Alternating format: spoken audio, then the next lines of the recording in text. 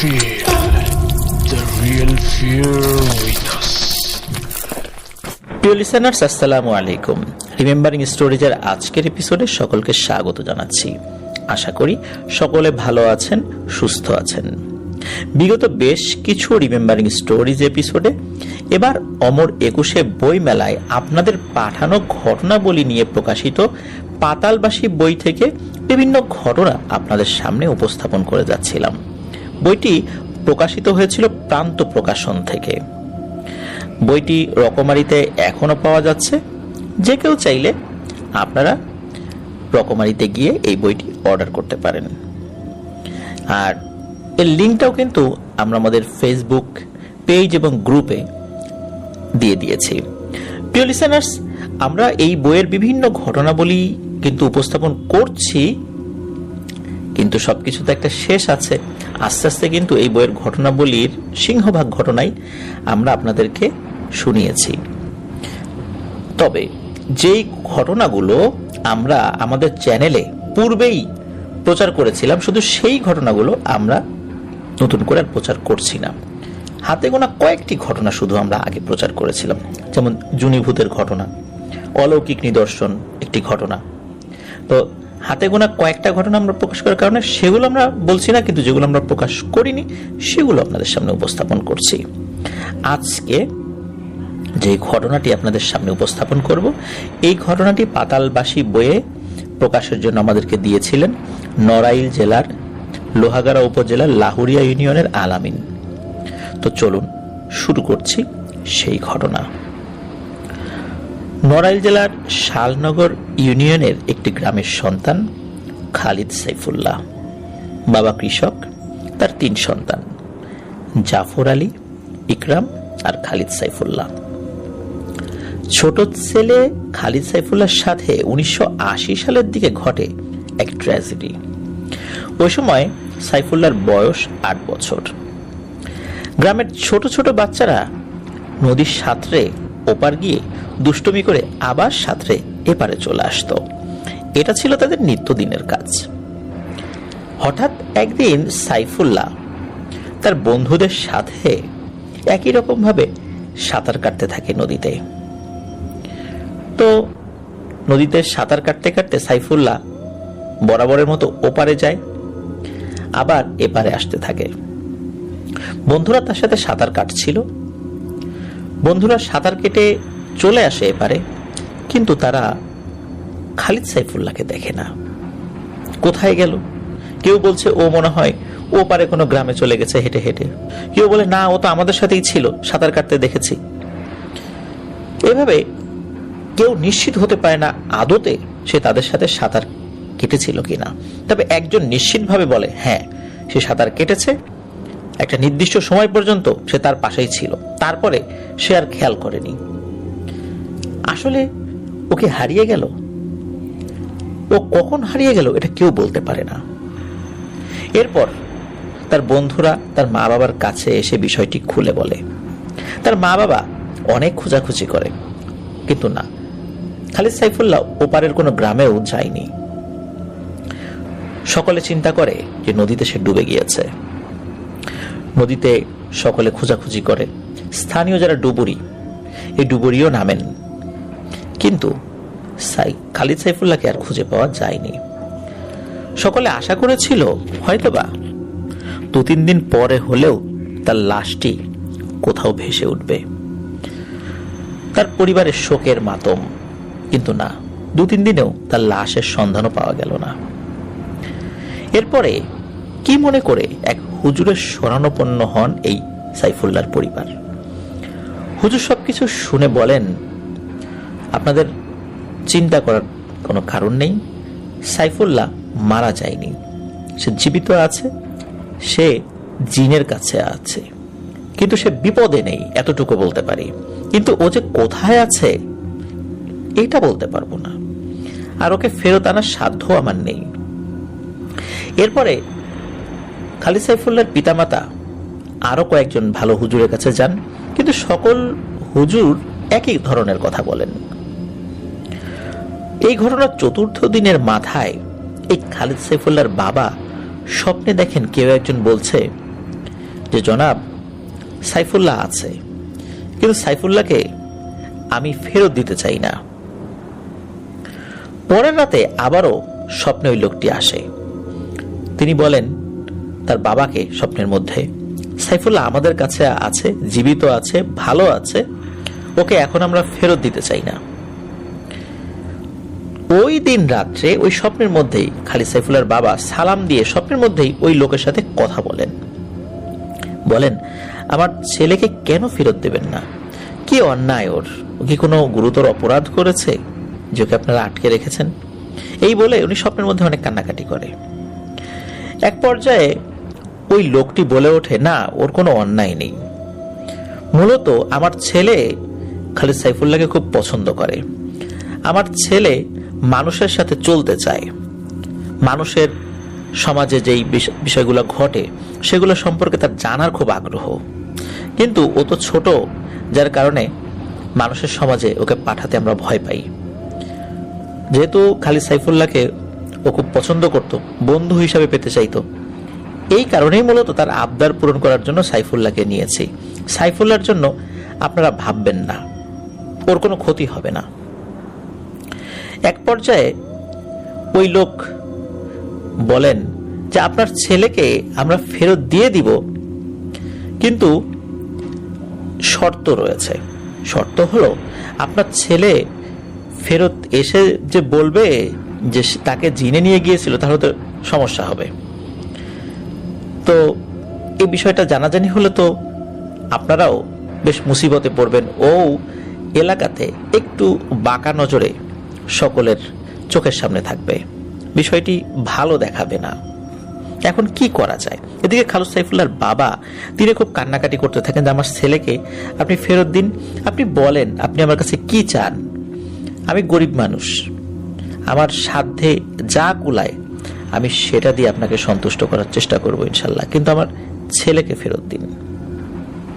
তখন ওই লোকটি বলে আপনার ছেলেকে আমি ফেরত দিয়ে দিব, আপনার ছেলে আপনার বাড়িতে চলে যাবে, কিন্তু এই যে ব্যাপারগুলো হয়েছে সে জিনেদের কাছে ছিল, এটা সে কাউকে জানাতে পারবে না এবং আপনারাও কাউকে বলবেন না। আপনারা বলবেন যে সে তার আত্মীয় বাড়িতে বেড়াতে গিয়েছিল, রাগারাগি করে চলে গিয়েছিল, বা মন খারাপ করে চলে গিয়েছিল, বা দুষ্টুমি করে চলে গিয়েছিল, কোনো একটা বলে দিবেন। আর আমার যে ছেলে যে খালিদ সাইফুল্লাহকে পছন্দ করে, সেও আপনার এই ছেলের সাথে যাবে। বলবেন এটা খালিদ সাইফুল্লাহর খালাতো ভাই। আপনার ছেলে এবং আমার ছেলে আগামীকাল আপনাদের বাড়িতে পৌঁছে যাবে। তবে শুরুতে আমরা চেষ্টা করব আপনার ছেলেকেই দেওয়ার, এর কয়েকদিন পরে আমার ছেলেকে দিয়ে আসব। আমার ছেলে যতদিন থাকবে ততদিন তাকে আপনাদের কাছে রাখতে হবে। এদিকে খালিদ সাইফুল্লাহর বাবা এই কথা শুনে বলেন যে জনাব, আমি তো গরিব মানুষ, আমি কাঠুরিয়া, গাছ কেটে খাই, আমি আমার সন্তানদেরই খাওয়াতে পারি না দুবেলা দুমুঠো। একজন মানুষ যদি বেড়ে যায় আমি তাকে খাওয়াতে পারবো, কিন্তু এ তো মানুষ নয়, ওর আদর আপ্যায়ন করার মতো ক্ষমতা তো আল্লাহ আমাকে দেননি। আমি কিভাবে কি করব, কি খাওয়াবো, কোথায় রাখবো, তখন আপনারা তো আমার উপর ক্ষিপ্ত হবেন। তখন ওই লোকটি বলে ওই চিন্তা আপনাকে না করলেও চলবে, আমার ছেলের খরচ এবং আপনাদের পরিবারের সকল খরচ আমি বহন করব, শুধু আমার ছেলে যতদিন মানুষের সাথে থাকতে চায় ততদিন রাখতে হবে, আবার ও যখন চলে যেতে চায় ও চলে যাবে। তখন খালিদ সাইফুল্লাহর বাবা ওই শর্তে রাজি হয়ে যান। সত্যি পরবর্তী দিন সাইফুল্লাহ চলে আসে। সবাই তো অবাক, সবাই জিজ্ঞেস করে এই তুমি কোথায় ছিলা? সাইফুল্লাহ বলে যে আমাকে জিনেরা নিয়ে গিয়েছিল, আবার দিয়ে গেছে, বেশি কিছু জানি না। এখন তার বাবা কিন্তু আবার পরবর্তী বলে এই খবরদারি কথা বলা যাবে না, সবাই তো তোমাকে পাগল বলবে। তখন আবার ও ওর বক্তব্য চেঞ্জ করে। ছোট মানুষ তো আসলে ওভাবে এই প্যাচের ব্যাপারগুলো সে ধরতে পারেনি। খালিদ সাইফুল্লাহ ফেরত আসার 2-3 দিন পরে সাইফুল্লাহর সাথে যেই জিনের ছেলের সাক্ষাৎ হয়েছিল তাদের দেশে বা তাদের জগতে, এই ছেলেটিও এক রাত্রে এসে ডাক দেয়, সাইফুল্লাহ ও সাইফুল্লাহ। যেহেতু খালেদ সাইফুল্লাহর বাবা এবং সাইফুল্লাহ জানতো ব্যাপারটা, তারা দরজা খুলে দেয়। দেখে ওই ছেলেটি চলে এসেছে, তাকে বাড়িতে ঢুকায়। খালেদ সাইফুল্লাহ তখন ক্লাস 2-তে পড়তো। জিনের ছেলেকে খালাতো ভাই পরিচয় দিয়ে একই ক্লাসে ভর্তি করানো হয়, নাম ঠিকানা দেয়া হয়। তখনকার সময় তো এত যাচাই বাছাই চলতো না। এইভাবে চলতে থাকে দিন যাচ্ছে, সময় চলে যাচ্ছে, ওরাও বড় হচ্ছে, মাস যায়, বছর চলে যায়। এর মাঝে খালেদ সাইফুল্লাহর মেজ ভাই ঢাকাতে এই খালেদ সাইফুল্লাহর জন্য একটা চাকরি জোগাড় করে। তখন সাইফুল্লাহ পড়ে যায় একটা মুসিবতে। কারণ হলো যে এত দিন একসাথে এই জিনের ছেলের সাথে সে বড় হয়েছে, খেলাধুলা করেছে, যদিও পরিবারের অন্য ভাইয়েরা এই বিষয়টা জানতো না শুরুর দিকে। তারা চিন্তা করেছে যে হয়তোবা দূর সম্পর্কের কোনো খালা এসেছে, তো তারা এই বিষয়টা নিয়ে আসলে অতটা মাথা ঘামায়নি। এখন খালেদ সাইফুল্লাহর তো একটা চাকরি হয়, এভাবে কতদিন তাকে তো একটা কর্ম করতে হবে, তাই না? তো ওই যে জিনের ছেলে, তার নাম ছিল জিসান। একটা পর্যায়ে সাইফুল্লাহ কাজ করার জন্য সে শহরে চলে যায়। এদিকে এই জিনপুত্র জিসান একা হয়ে যায়। তখন সাইফুল্লাহর বাবা মাকে জিসান বলে, আমি তো দীর্ঘ সময় আপনাদের সাথে ছিলাম, যদিও আমাদের দেশের হিসাবে আপনাদের এই সময়টা আমাদের কাছে কিছুই নয়, কিন্তু আপনাদের হিসাবে এই সময়টা অনেক দীর্ঘ। এই সময়ে আপনাদের সাথে আমি ছিলাম, মানুষ সম্পর্কে অনেক ভালো ভালো জিনিস আমি জেনেছি, যেটা আমার ভবিষ্যৎ জীবনে অনেক কাজে দেবে। যেহেতু সাইফুল্লাহ চলে গেছে, আমার একা একা ভালো লাগছে না, আমার সব আশা পূরণ হয়ে গেছে। আর আমিও চাইছিলাম মানুষের সমাজে থেকে পৃথিবীকে উপভোগ করতে, সেটা আমি করতে পেরেছি আলহামদুলিল্লাহ। আরেকটি জিনিস চাইছিলাম, আপনাদের ছেলেকে যেন কোনো একটা ভালো জায়গায় আমি চাকরির ব্যবস্থা করে দিতে পারি। পরোক্ষভাবে সেই কাজটি আমি করেছি। তো আপনাদের আমি কোনো ক্ষতি করিনি, আল্লাহ সাক্ষী। এখন আপনার সুখে শান্তিতে থাকতে পারবেন, আর আমি যদি কোনো ভুল করে থাকি আমাকে ক্ষমা করে দেবেন। আমার এখন বিদায়ের সময় হয়ে গেছে, আমি চলে যেতে চাই। এসব কথা বলে এই জিনপুত্র জিসান সে চলে যায়। সাইফুল্লাহর মা বাবা তখন বলে যে, বাবা তুমি সুযোগ করে আমাদেরকে কিন্তু দেখে যেও, তোমাকেও আমার আর এক সন্তানের মতো করেই কিন্তু এই দীর্ঘ সময় রেখেছি। জিসান কথা দেয় সে মাঝে মাঝে আসবে। এরপর বেশ কয়েকদিন পর একদিন জিসান রাতের বেলা আসে, এসে বলে, আমার আব্বু আম্মু আপনাদের বাড়িতে আসতে চান, আপনাদের সাথে দেখা করতে চান, কথা বলতে চান। খালেদ সাইফুল্লাহর বাবা মা বলল, ঠিক আছে আসুক, কোনো সমস্যা নেই। জিসান বলে, সমস্যা আছে। তাদের ছেলেকে আপনারা বড় করে লালন পালন করেছেন, এতটা সময় আমাকে আপনারা রেখেছেন, যদিও তারা আপনাদেরকে সহযোগিতা করেছে, কিন্তু তারপর একটা কৃতজ্ঞতা বোধ কিন্তু রয়েছে তাদের। তারা যে আসবে, তারা কিন্তু আপনাদেরকে কিছু দিতে চায়। মনোযোগ দিয়ে শোনেন, তারা কিছু দিতে চাইলে বলবেন আমরা কিছু নেব না। তারা যতই জোরাজোরি করুক, বলবেন যে কিছু নেব না। সাইফুল্লাহর মা বাবা বলল, ঠিক আছে। সাইফুল্লাহর মা বাবা রাতের বেলা খাবার খেয়ে ঘুমিয়ে পড়ে। রাতের মধ্য যখন হয়ে গেছে, মানে মধ্যরাত, তখন হঠাৎ দরজার বাইরে কয়েকজনের হাঁটা চলার শব্দ তারা শুনতে পান। একটা পর্যায়ে গম্ভীর কণ্ঠে সালামের শব্দ ভেসে আসে। সাইফুল্লাহর বাবা দরজা খুলে দেন, দেখেন দুজন মানুষের অবয়বেই একজন নারী একজন পুরুষ দাঁড়িয়ে আছে, এবং তার সাথে এই জিসানও রয়েছে। তারা মিষ্টি জাতীয় খাবার সাথে এনেছিল, সেটা দিয়েই সাইফুল্লাহর বাবা এবং মা তাদেরকে আপ্যায়ন করেন।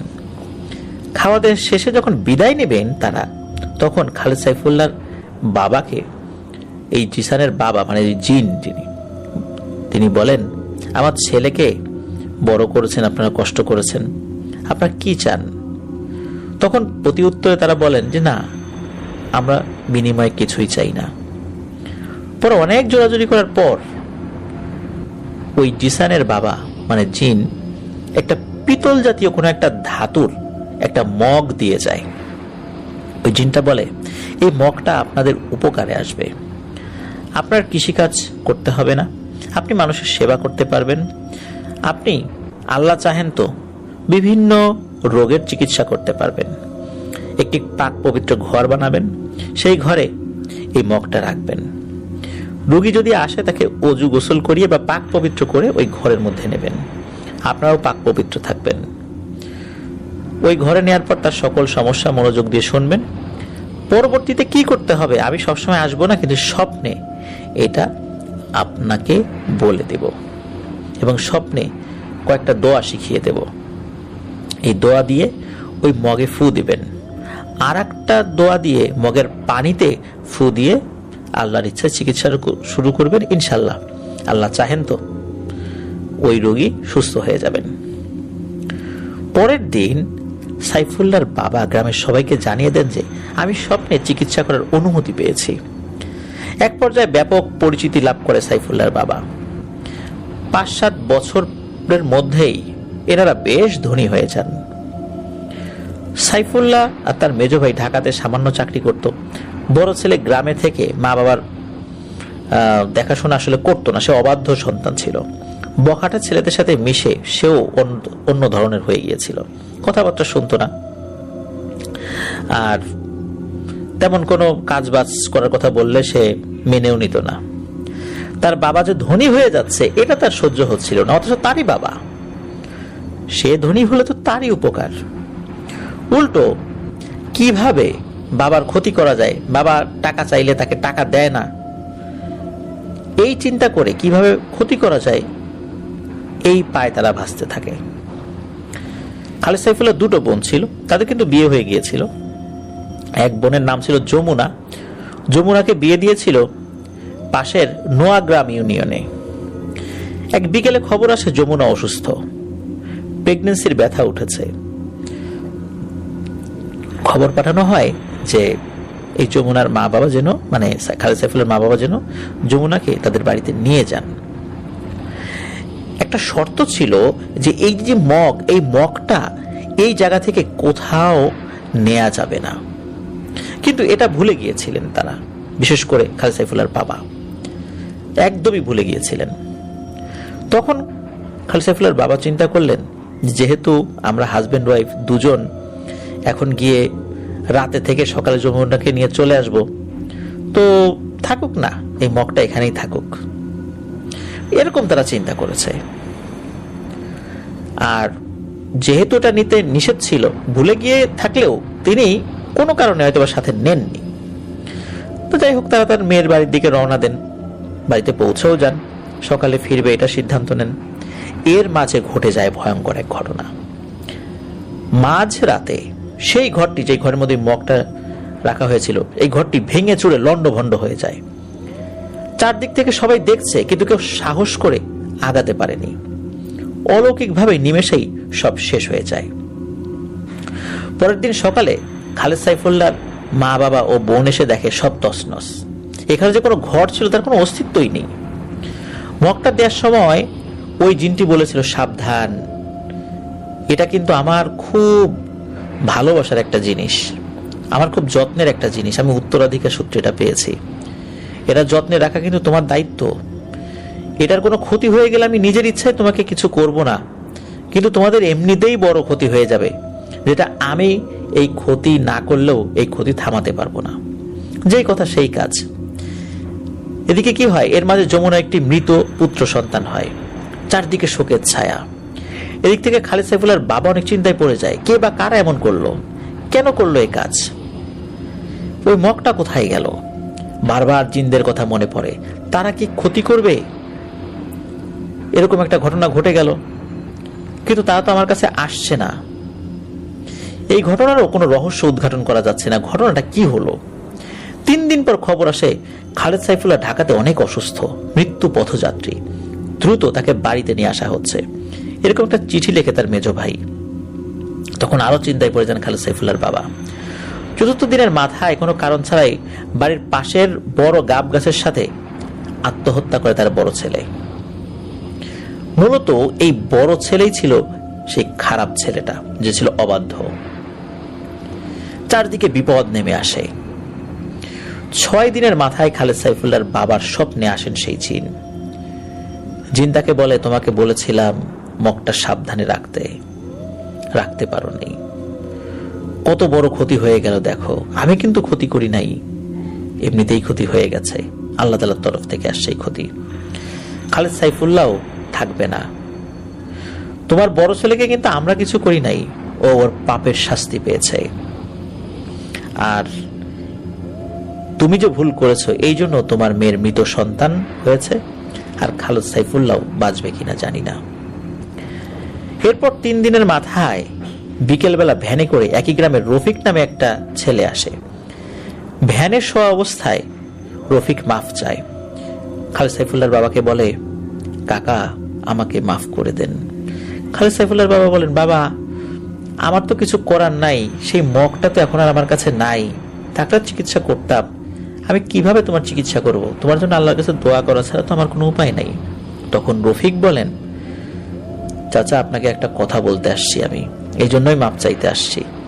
আপনার উন্নতি দেখে আপনার বড় ছেলে আমাকে নিয়ে প্ল্যান করে যে মগটা চুরি করবে, এবং এই অনুযায়ী মগটা চুরি করে বিক্রি করে দেওয়ার জন্য মগটা আমি আমার ঘরের শোকেসের ড্রয়ারে রেখেছিলাম। রাতের বেলা আমরা দুজনে মিলে এটা চুরি করেছিলাম, কিন্তু মগটা আমার কাছে ছিল। পরের দিন যখন শুনি আপনার এই ঘরটা তছনছ হয়ে গেছে, এটা দেখে আমরা দুজনে অনেক ভয় পেয়ে যাই। মগটা দিয়ে দেওয়ার জন্য দ্রুত বাসায় গিয়ে আমি মগটার খোঁজ করি, যে এখানে এসে আমি মগটা রেখে যাব। গিয়ে দেখি মগটা ওখানে নেই। তখন আমরা অনেক ভয় পেয়ে যাই। ঘটনা কেউ যাতে জানতে না পারে তাই কাউকে কিছু জানাইনি। যখন আপনার চারদিকে এত বিপদ, তখন আমিও ভয় পেয়ে গেছি। আর আমি আস্তে আস্তে প্যারালাইজড হয়ে এই অল্প সময়ের মধ্যে ঘরে পড়ে গেছি। আপনি আমাকে যদি মাফ না করেন আমি এর থেকে মুক্তি পাবো না। রফিক অনেক কান্নাকাটি করে। তখন সাইফুল্লাহর বাবা বলে, বাবা তোমরা যে ভুল করেছো তো আসলে মাফ হয় না। আমার হাতে মাফের সেই অপশনটা নেই, দেখি জিনেদের বলে দেখি মাপ পাওয়া যায় কিনা। তবে আমার যদি হক তোমরা কোনোটা নষ্ট করো আমি ক্ষমা করে দিলাম, কিন্তু জিনেদের হক যদি নষ্ট করো এই ক্ষমা করার এখতিয়ার তো ওদের আছে, আমার নাই। এর মাঝে সাইফুল্লাহকে অনেক জায়গায় চিকিৎসা করানো হয়েছিল, কিন্তু কোনো উন্নতি হয় না। হাঁটা চলা ঠিক মতো করতে পারে না। আস্তে আস্তে সে মৃত্যু পথযাত্রী হয়ে যায়। 15 দিনের মাথায় স্বপ্নে সেই জিন আসে। তখন সাইফুল্লাহর বাবা কান্নাকাটি করে বলেন, সাইফুল্লাহর তো আসলে কোনো দোষ নেই, বড় ছেলে পাপের শাস্তি পেয়েছে। আমি জানলে মগটা রেখে কোথাও যেতাম না। কেউ যে আমার ক্ষতি করবে এবং সেটা যে আমারই ঘরের কেউ করবে এটাও তো কখনো কল্পনা করতে পারিনি। যা হয়েছে অজান্তেই হয়েছে, জানা থাকলে কেউ কি এই কাজ করে? আমি কখনোই আমার মেয়ের বাসায় যেতাম না, আমাকে ক্ষমা করে দেন। আপনার মগ আপনার কাছে রেখে দেন, আমার সন্তানকে ভালো করে দেন, এর বিনিময়ে কিছুই চাই না। রফিকুর ভুল স্বীকার করেছে, তাই ওকেও ক্ষমা করে দেন। পরবর্তীতে ওই জিনটি বলে, মগ দেওয়ার সময় বলেছিলাম মগটার কিছু হলে আমার অজান্তেই ক্ষতি হয়ে যাবে। যা হয়েছে হয়েছে, যেহেতু আপনি অনুতপ্ত হয়েছেন আমার তরফ থেকে আমি মাফ করে দিলাম, কিন্তু যারা মগের ক্ষতি করেছে তাদেরকে তো আমি ছাড়তে পারবো না, কারণ এই মগ হারানোর কারণে আমারও ক্ষতি হয়েছে। তাদের পাপের শাস্তি তো তাদেরকে পেতেই হবে। রফিককে ওইভাবেই জীবনযাপন করতে হবে। প্রিয় লিসেনার্স, রফিক এখনো নাকি ওভাবেই জীবনযাপন করছে। অনেক চিকিৎসা করা হয়েছে কিন্তু কাজ হয়নি। এখন লাঠি দিয়ে সামান্য দূর পর্যন্ত চলাফেরা করতে পারে রফিক। সাইফুল্লাহরা যতদূর পর্যন্ত ধনী হয়েছিল আস্তে আস্তে তাদের সম্পদ কমতে থাকে। সাইফুল্লাহ সুস্থ হয়ে যায়।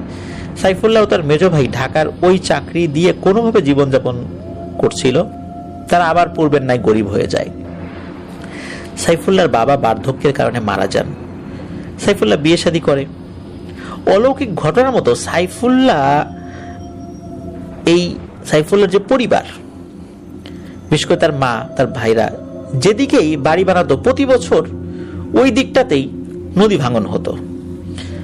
আর আগের জমি জমা বিক্রি করে খেতে খেতে আর তাদের জমি জমাও ছিল না, তাই অন্য মানুষের জমিতে ঘর বানিয়ে থাকতো। এক জায়গায় 2 বছরের বেশি থাকতে পারে না। এলাকার মানুষ তাদের উপর খুব বিরক্ত হয়ে যেত। এক পর্যায়ে গ্রামবাসী সিদ্ধান্ত নিয়ে জানায়, তোমাদের এখানে রাখা যাবে না, এভাবে মানুষের জমি জমা নষ্ট করবা কতদিন, তোমরা যেখানেই যাও ওই সাইডটায় নদী ভাঙন হয়। যেহেতু ওখানে যে মধুমতি নদী রয়েছে, সেই মধুমতি নদীর কাছেই তারা থাকতো, তো এই কারণে এলাকার মানুষ বলল, তোমরা দূরে চলে যাও, অনেক দূরে, আমরা নিজেরা কিছু টাকা পয়সা তুলে দেই, তা দিয়ে দূরে বসবাস করো। সাইফুল্লাহরা সেখান থেকে চলে যায়। শেষ খবর পাওয়া পর্যন্ত জানা গিয়েছিল সাইফুল্লাহর মা এখনো জীবিত আছেন। পেটের দায়ে সাইফুল্লাহর মা ভিক্ষা করেন। এর মাঝে মেজ ছেলেটা এক দুর্ঘটনায় মারা যান। এভাবেই জীবনযাপন করছে খালিদ সাইফুল্লাহ ও তার মা। জীবন আসলেই বড়ই বিচিত্র। পৃথিবীর অনেক রহস্য চারদিকে ছড়িয়ে আছে, কোনো রহস্য উদ্ঘাটিত হয়, কোনোটা হয় না। আর জিনদের দেওয়া কোনো জিনিস আসলেই অনেক বিচিত্র। এটা হারিয়ে গেলে তারা ক্ষতি না করলেও কিভাবে যে আপনা আপনি ক্ষতি হয়ে যায় তা আল্লাহ সুবহানাহু ওয়া তাআলাই ভালো জানেন। এটাই ছিল ঘটনা। প্রিয় লিসেনার্স, আশা করছি খালিদ সাইফুল্লাহর এই ঘটনাটি আপনাদের ভালো লেগেছে। লোভে পাপ, পাপে মৃত্যু, এটা আবারও প্রমাণিত হলো।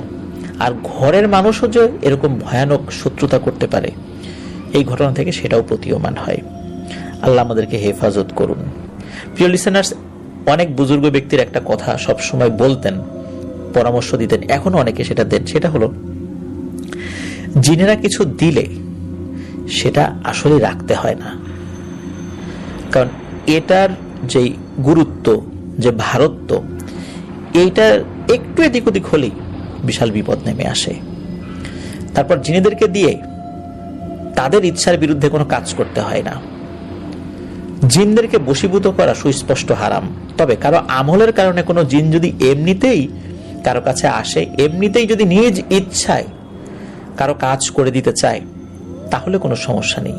কিন্তু তাদেরকে কমান্ড করে তাদেরকে দিয়ে কোনো কাজ করানো জায়েজ নেই, এটা করা যাবে না। আর জিন সাধনা, এটা তো সুস্পষ্ট হারাম, এটা আমাদের ধর্মে কোনোভাবে অ্যালাউড না। অনেকে চিন্তা করেন যে আমরা জিন হাসিল করব, জিন পুষবো, এগুলো কিন্তু কোনোভাবেই এটা করা যাবে না। আপনারা এ বিষয়ে বিস্তারিত যদি জানতে চান, কোনো ভালো মুফতির সাথে কথা বলতে পারেন যে জিন সাধনা করা জায়েজ কিনা, উনি ভালো তথ্য আপনাদেরকে দিতে পারবেন। আমি যতটুকু জানি আপনাদেরকে সেটা বললাম। প্রিয় লিসেনার্স, এই জগৎ থেকে যত দূরে থাকা যায় ততই ভালো।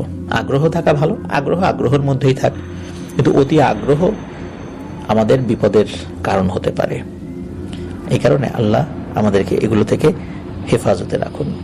প্রিয় লিসেনার্স, পাতালবাসী বইটি আপনারা এখনো চাইলে অর্ডার করতে পারেন। রকমারিতে গিয়ে পাতালবাসী লিখলেই চলে আসবে। আর প্রান্ত প্রকাশন থেকে বইটি প্রকাশিত হয়েছিল। আমরা চেষ্টা করছি এবারও আরো একটি বই অমর একুশে বই মেলায় নিয়ে আসার জন্য, যেখানে শুধু আপনাদের পাঠানো ঘটনাবলী থাকবে। প্রিয় লিসেনার্স, এপিসোডের শেষ দিকে চলে এসেছি। যারা আমাদের চ্যানেলে এখনো সাবস্ক্রাইব করেননি, তারা দ্রুত সাবস্ক্রাইব করে ফেলুন প্লিজ। আমাদের যে পেজ এবং গ্রুপ রয়েছে আফনান দ্য হরর ওয়ার্ল্ড নামে, যার লিঙ্ক আমরা আমাদের ভিডিও ডেসক্রিপশনে দিয়ে রেখেছি, সেখানে গিয়ে আপনারা আমাদের পরিবারের সদস্য হয়ে যেতে পারবেন। প্রতি বুধবার রাত 10:59 আমাদের ফেসবুক পেজে আমাদের এই আফনান দ্য হরর ওয়ার্ল্ড চ্যানেলে প্রচারিত বিভিন্ন জনপ্রিয় ঘটনার মধ্যে একটি করে ঘটনা আমরা আমাদের পেজে আপলোড করে থাকি প্রতি বুধবার রাত 10:59। আপনারা আমাদের পেজে গেলেও সেই একটি ঘটনা শুনতে পারবেন, পুরনো ঘটনাগুলো আবার মনে পড়ে যাবে। আপনারা যারা ঘটনা পাঠাতে চান তারা লিখে অথবা রেকর্ড করে যে কোনোভাবে ঘটনা পাঠাতে পারবেন afnanthehorrorworld@gmail.com ইমেল অ্যাড্রেস। আর ইমেল অ্যাড্রেসের স্পেলিংটা আমরা আমাদের ভিডিও ডেসক্রিপশনে দিয়ে রেখেছি, সেখানে গিয়ে স্পেলিংটা চেক করতে পারবেন। লিসেনার্স, বিদায় নিচ্ছি। আমার জন্য দোয়া করবেন, আমার পরিবারের জন্য দোয়া করবেন, আপনাদের জন্য দোয়া রইল, আপনাদের পরিবারের প্রত্যেকের জন্য দোয়া রইল। আল্লাহ সুবহানাহু ওয়া তাআলা আমাদেরকে ভালো রাখুন, সুস্থ রাখুন, নিরাপদে রাখুন, আফনান দ্য হরর ওয়ার্ল্ডের সাথে রাখুন। আসসালামু আলাইকুম। প্রিয় লিসেনার্স, আসসালামু আলাইকুম।